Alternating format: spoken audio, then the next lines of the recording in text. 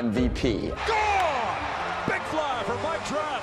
By far the best player in the game. You just give him the title. That ball's out of here. What a slide by Trout. Throw beat him there. Mike got a good jump on it. He will track it down. Nice play by Trout. A no-doubter. Gone! Think about a screaming baseball. That's how heroes are made. Hey, that's the Mike Trout that we know. The Mike Trout that exists in the winter is an avowed Philadelphia Eagles fan to the degree, and we welcome Mike to the program this morning, to the degree, Mike, is it true that Merrill Reese actually was the officiant in your wedding nuptials, your ceremony this last offseason? Was he the guy that said, "I now pronounce you man and wife"? No. It's not that serious, but I'm a serious Eagles fan for sure. Well, we saw all the images of you celebrating and enjoying the win over the Vikings this weekend. So, I mean, I guess we should say congratulations to you. Yeah, thank you. So, Mike, they did it. I didn't. I was just there. When did you start following the Eagles as a kid? When was your earliest memories? Yeah, I think my dad, took me to a game. I was real young, and we've been big fans ever since. Watched every game, every season, and now I got season tickets. We get to go to every game.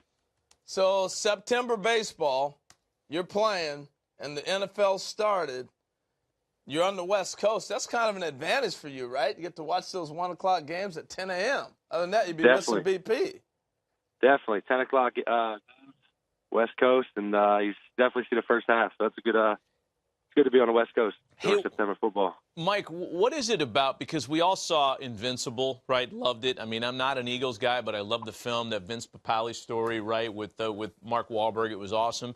And I think we got a little insight into the psyche of the Eagles fan by watching that movie. But what is it about Eagles fans that's so different than your garden variety NFL watcher?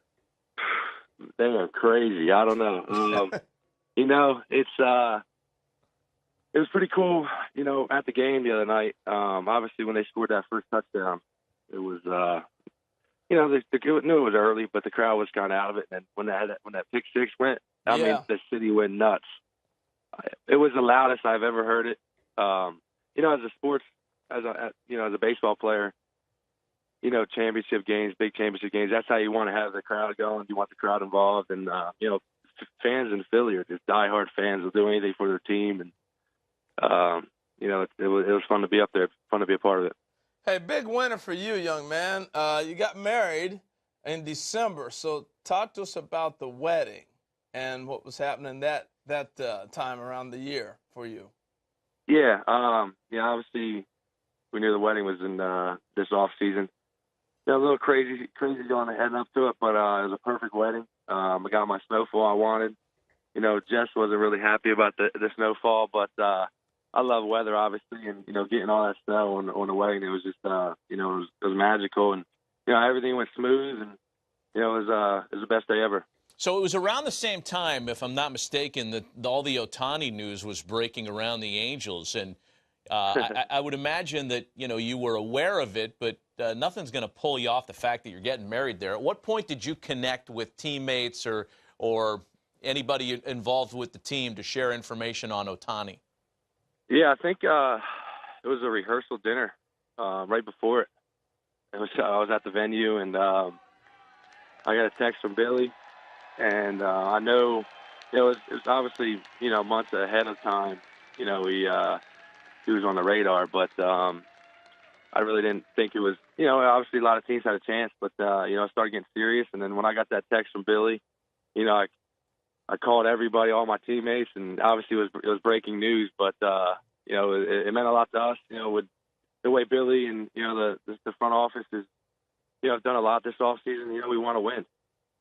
Hey, I don't know. Obviously, you're wrapped up in all your nuptials, and I want to take you through and listen to what Ohtani had at the press conference. You may have heard this or may not, but I want to hear your reaction. Yeah. 本当は27番にしようかなというかしたいなという気持ちがあったんですけども埋まっていたので17番にしました。Yeah, I actually wanted number 27, but somebody else was wearing that number, so. Has there been any discussion? Like, is there any chance? I mean, has he tried, or is it just he's not going there? Nah, I think it was just a joke. I don't know. I got to talk to him in spring, I guess. Maybe work out a deal. I don't know. He ain't going there. I think I made a deal though with Billy. We got to learn some Japanese. So Okay. So it's I don't know. I'll talk to him in spring. I don't really talk to him that much. Obviously, over the phone, but yeah, I'm really excited for spring. You know, all the new guys, and obviously Ohtani. You know, he's brings a lot to the table. You know, it also sounds, Mike, it sounds like he's got the funny gear in him. Like, it sounds like he's going to be fun to play with. He does, and you know, you need some of them guys in the clubhouse. Obviously, there's some jokesters, and just keep the clubhouse loose. So back to the jersey. What would it take to pry it away? I mean, you're making the most money anybody in baseball now. Congratulations, by the way. I'm glad that kicks in for you. But what would it take to pry away 27? I don't know. I'm real superstitious. Everybody knows that. So. Oh, that ain't happening then. Yeah, it's not. Nah, you never know. You never know. I'm a team guy. I was thinking there may be some, you know, with the Super Bowl coming up in a couple of weeks, there might be some. Are you going, by the way? Are you going to go to Minnesota? I'm thinking about it. So maybe that could be the deal. Maybe some sweet seats someplace. They got, like, you know, new stadium up there. Set them up somehow.